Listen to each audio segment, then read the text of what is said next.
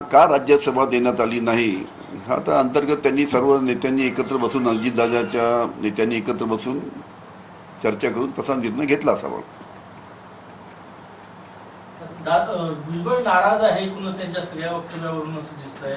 ते म्हणतात की मराठा मत महायुतीला मिळणार नाही म्हणून कदाचित मला तिकीट दिली नसावी. कसं आहे की साहजिकच आहे, इतके सिनियर नेते त्यांची स्वतःची लोकसभा लढायची इच्छा असताना त्यांना दिली नाही, राज्यसभेमध्ये जायची इच्छा असताना राज्यसभा त्यांना मिळाली नाही. साहजिकच आता बाहेर जरी ते खुलेआमपणे बोलत नसतील तरी मनातून तर त्यांना दुःख नक्की झालं असेल असं दिसतं. सांगलीची जागा महाविकास आघाडीने जिंकली अखेरीस, मात्र विश्वजित कदमांनी जयंत पाटील यांच्या संदर्भात वक्तव्य केलं की काहींना तिथली जी एकी आहे ती पाहवली नाही. नाही नाही नाही मी तुम्हाला सांगतो, पार्लमेंटरी बोर्डामध्ये जेवढ्या मिटिंग झाल्या सुरुवातीपासून तर शेवटल्या मिटिंगपर्यंत 2 जागेचा घोळ चालू होता, एक सांगली आणि एक भिवंडी. आणि दोन्ही जागेसाठी, खास करून सांगलीच्या जागेसाठी शिवसेनेचा आग्रह होता, काँग्रेसचा आग्रह होता. आणि त्या ठिकाणी जयंत पाटील साहेब त्या मतदारसंघातील त्याच मतदारसंघातील ते आमदार असल्यामुळे त्यांनी सुद्धा सांगितलं होतं की ही जागा माझ्या मताप्रमाणे काँग्रेसला द्यायला पाहिजे, असा त्यांचा सुद्धा जयंत पाटलाचा सुद्धा आग्रह होता. संजय राऊत साहेब त्या मिटिंगमध्ये होते, अजून काही शिवसेनेचे लोक होते. त्यांना सुद्धा सांगितलं की माझा जर तुम्ही व्यक्तिगत मत जर घेतलं तरी सांगलीची जागा काँग्रेसला दिली पाहिजे असं जयंत पाटील साहेबांचं सुद्धा मत होतं. वारंवार त्यांनी पार्लमेंटरी बोर्डाच्या मिटिंगमध्ये ते मत व्यक्त केलं. पण ठीक आहे, आता तिथे काँग्रेस शिवसेना एकत्र बसून मग शेवटी त्यांनी निर्णय घेतला असेल.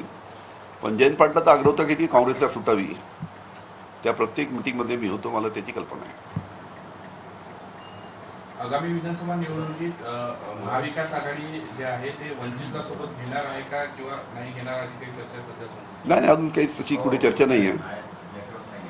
तशी कुठे चर्चा नाही. मागे सुद्धा आमचा प्रयत्न तोच होता की बाळासाहेब आंबेडकरांची वंचित महाविकास आघाडी बरोबर यावी, यासाठी महाविकास आघाडीच्या सर्व नेत्यांनी प्रयत्न केला. पण शेवटी तसं झालं नाही. त्याच्यामुळे सुरुवातीपासून महाविकास आघाडीची इच्छा होतीच की बाळासाहेब आमच्यावर आले पाहिजे. आज महाविकास आघाडीची बैठक आणि पत्रकार परिषद आहे, परंतु काँग्रेसचे प्रदेशाध्यक्ष त्या ठिकाणी गेलेले नाही, विजय वडेट्टीवारही गेलेले नाहीत. काही काँग्रेस नेत्यांची नाराजी आहे का नाना पटोलेची? संजय राऊत ज्या पद्धतीनं नानांवर बोलले 2 वेळा त्यांना. नाही, वडेट्टीवारांनी हे म्हटलं की मला बैठकीचं निमंत्रणही नाही आणि एजेंडाही माहिती नाही. कसं आहे की लिमिटेड लोकांची काही मिटिंग असेल, असं आहे की जेव्हा व्यापक मिटिंग असते, मोठी मिटिंग असते, तेव्हा सर्व नेत्यांना बोलावतात. काही इश्यूजबद्दल चर्चा करायची असेल, काही नेते एकत्र बसले असतील. पण जेव्हा मोठी मिटिंग राहते, महत्त्वाची मिटिंग राहते, त्या मिटिंगला सर्व काँग्रेस, राष्ट्रवादी, शिवसेनेच्या सर्व वरिष्ठ नेत्यांना बोलवण्यात येतं. त्यांची सर्व एकत्र येऊन चर्चा करतात आणि निर्णय घेतात.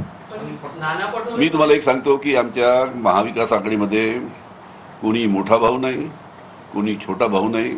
सर्व आम्ही एकत्र आहोत आणि एकोप्याने चांगल्या पद्धतीने काम चालू आहे. अतिशय चांगल्या पद्धतीनं आमच्यामध्ये कॉर्डिनेशन आहे.